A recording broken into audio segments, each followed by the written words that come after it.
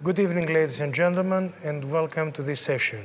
I'm honored to present to you two distinguished guests from the Republic of Montenegro, the Minister of Finance and Social Welfare, Mr. Spajić, and the Minister of Economic Development, Mr. Milatović. They will talk to us first about the tourism within this very difficult period of the pandemic, and then about the EU accession and how it matters for the stability of the region.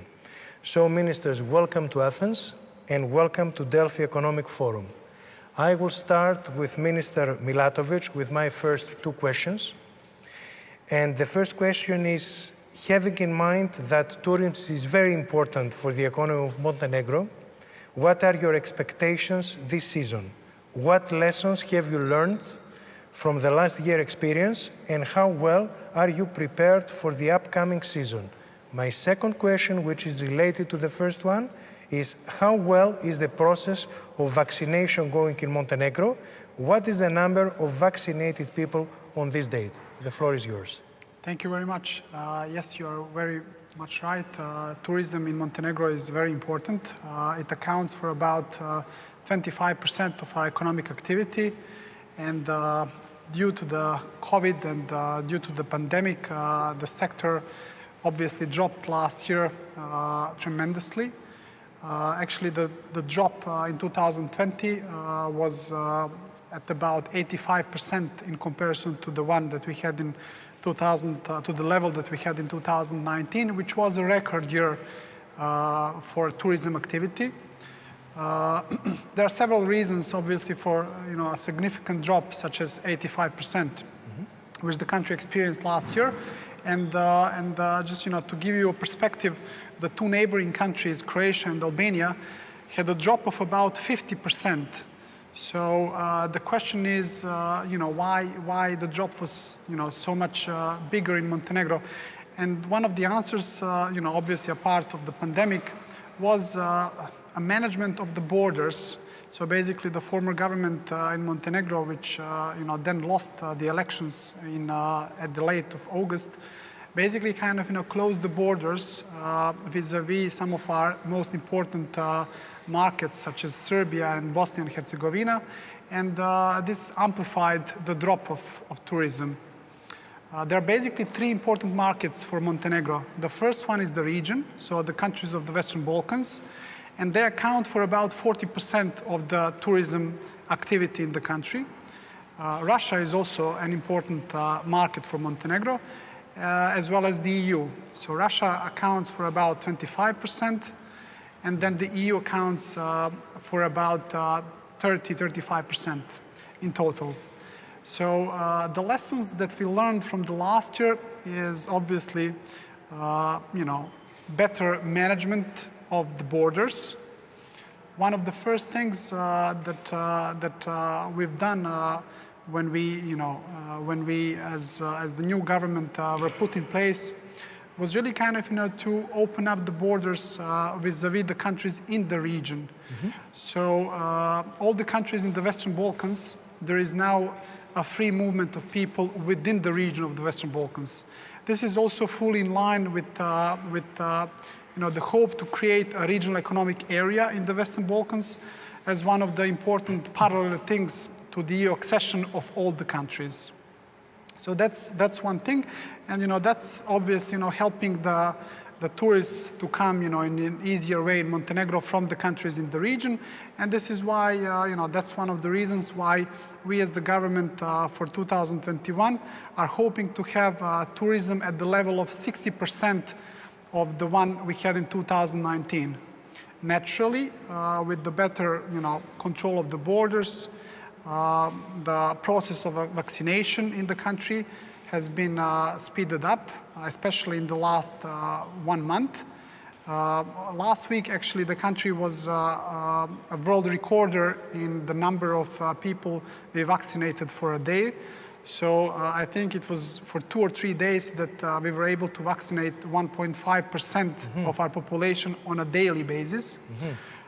So the overall number of people that have been so far vaccinated is about 20%.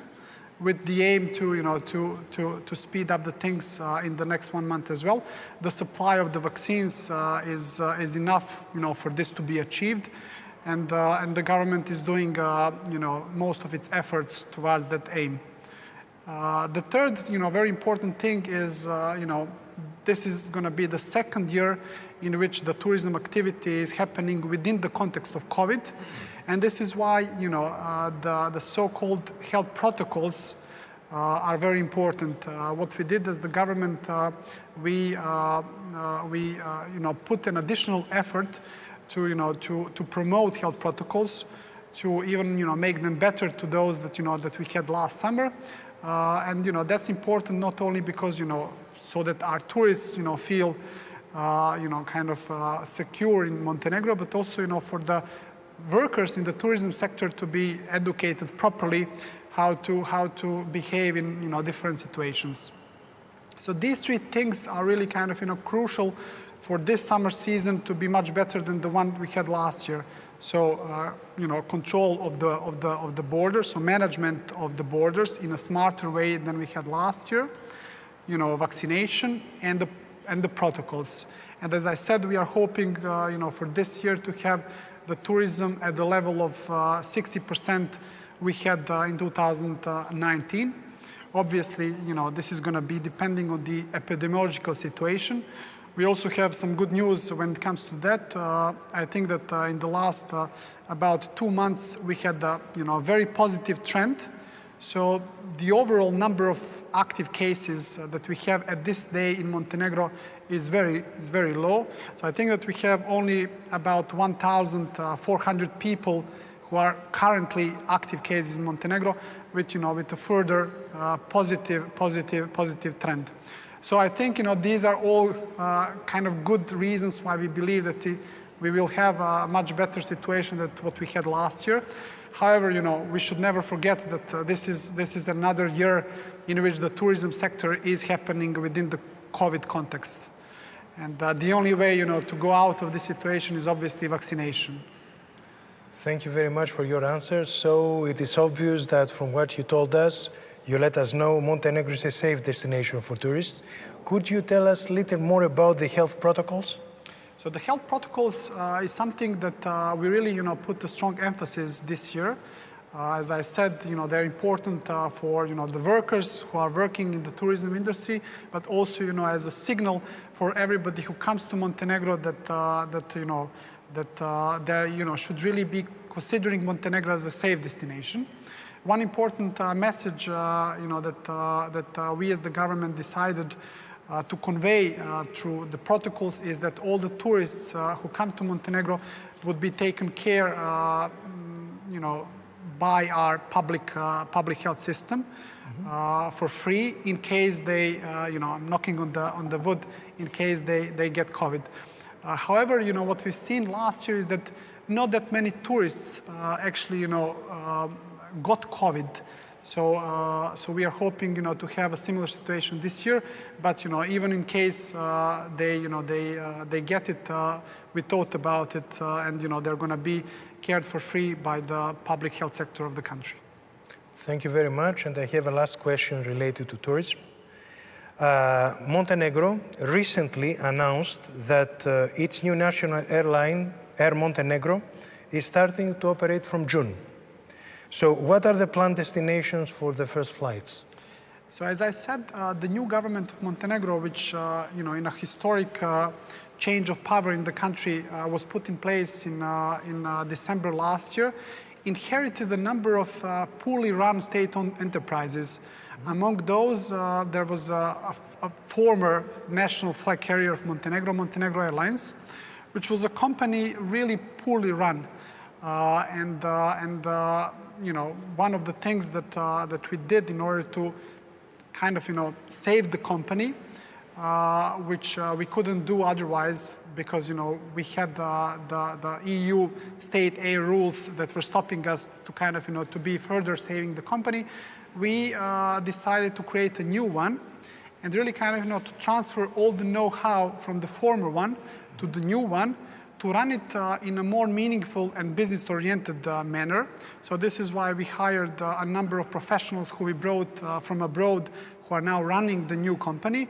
And as you said, we are hoping the new company would start flying by the 1st of June.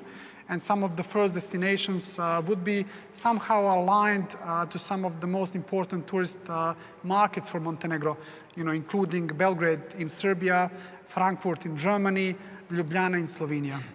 Thank you very much for your answers. If I Please. may add of course, on this point, Spajić, of course. Montenegro was previously, often in the past, we had a situation where we were theoretically pro-European and we had all kinds of best words about how much we want to join EU, but in facts or in the way that we were acting, not always we were acting in such a manner. So, but this government is actually changing that and taking EU accession extremely seriously.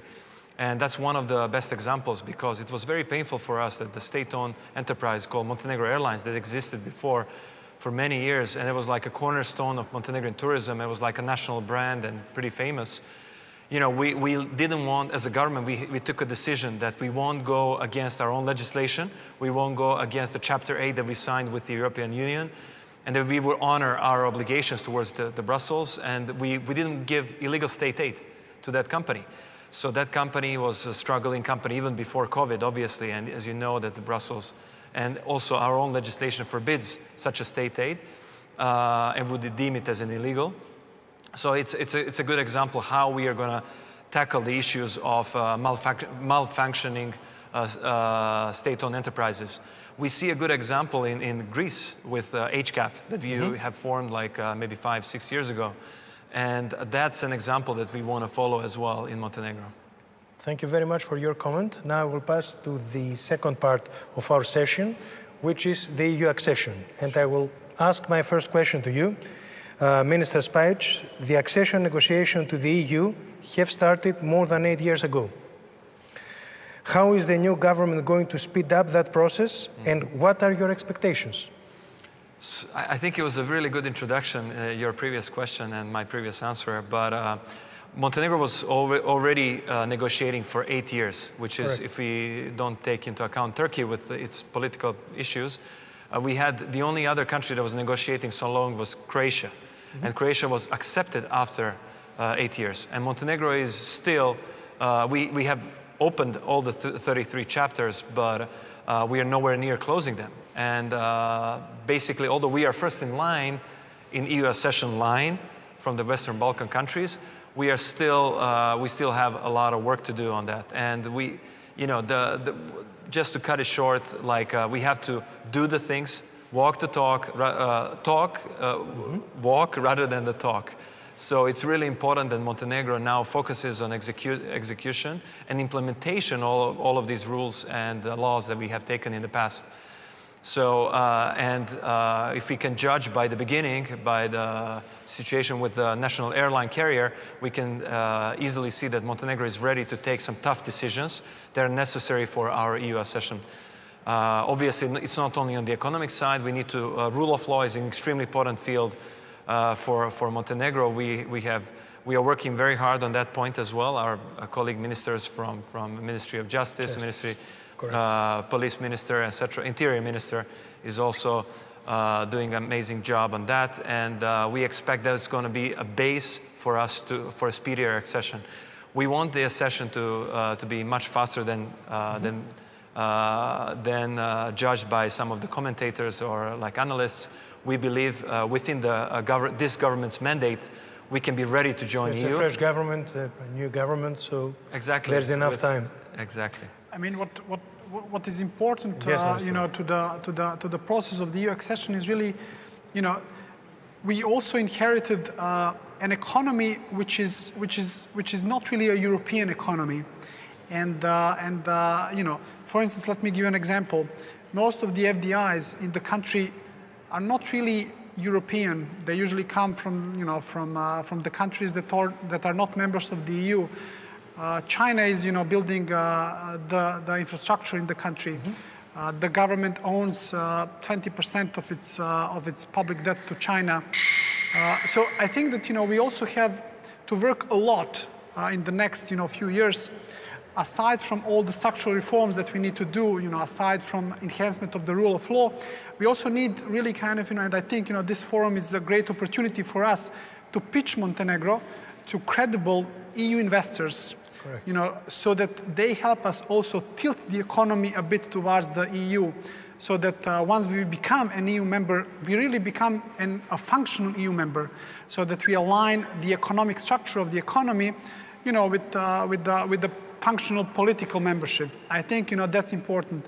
So there are so many things that need to be done, and as the Minister of Finance said, really the aim of the government is to prepare the country to be ready for the EU accession by the end of the mandate of this government. So in the next 4 years, to be ready to do our homework, and I think this is something which is clearly being promoted by the Prime Minister, by the whole government.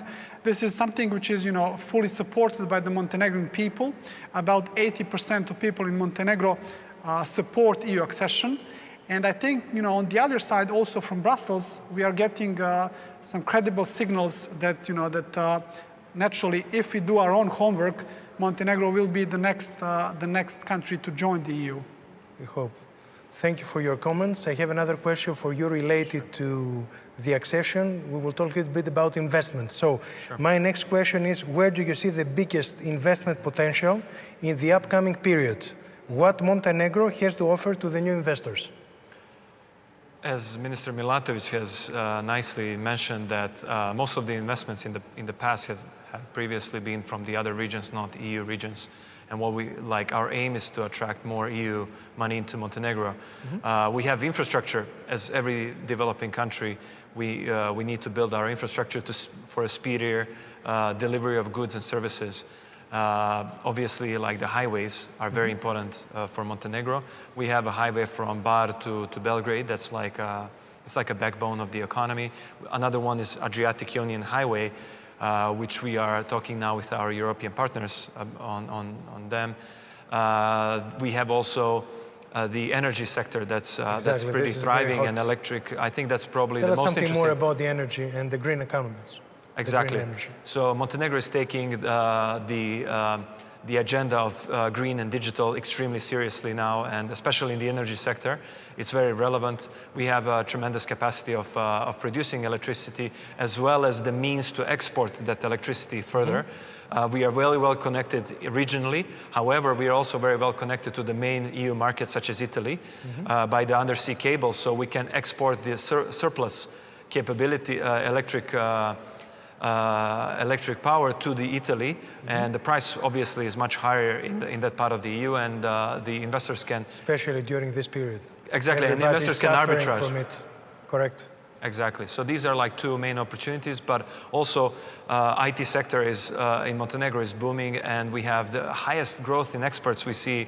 It's growing every year by ridiculous rates. That's very impressive.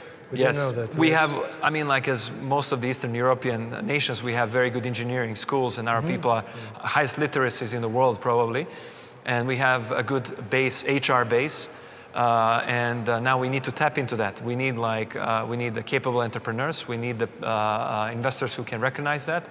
Obviously, for bringing the investors to Montenegro, my Ministry of Finance, is working hard to create a good environment, especially in the fiscal sense.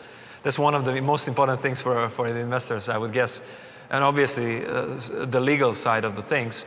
So we are preparing a package that's going to go in a couple of months to welcome investors in a very fiscal-friendly way. Great. Any comment, Minister Milatović, before I pass my last question? Because this is a very hot issue, the investment. I think as the Minister of Finance said, apart all the development projects, in the energy sector, in the tourism sector, in IT sector, there is a big potential in agriculture as well. Mm-hmm. I think that that's the sector that we are thinking it should be connected a bit better with our tourism sector.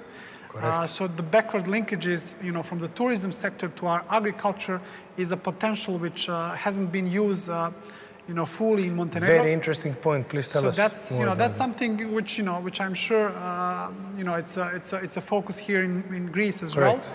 because the demand is there. The demand comes, often from the tourists. For instance, Montenegro is a tiny country of about 600,000 people, but on an annual, basis, in a normal times, for instance, in 2019, there is about 2.5 million tourists who come to the country. So, and that's obviously a big demand that we could use fully to its potential. Apart all the developmental projects, it is really needed, for the government to pursue, credibly and really vigorously all the structural reforms that are needed.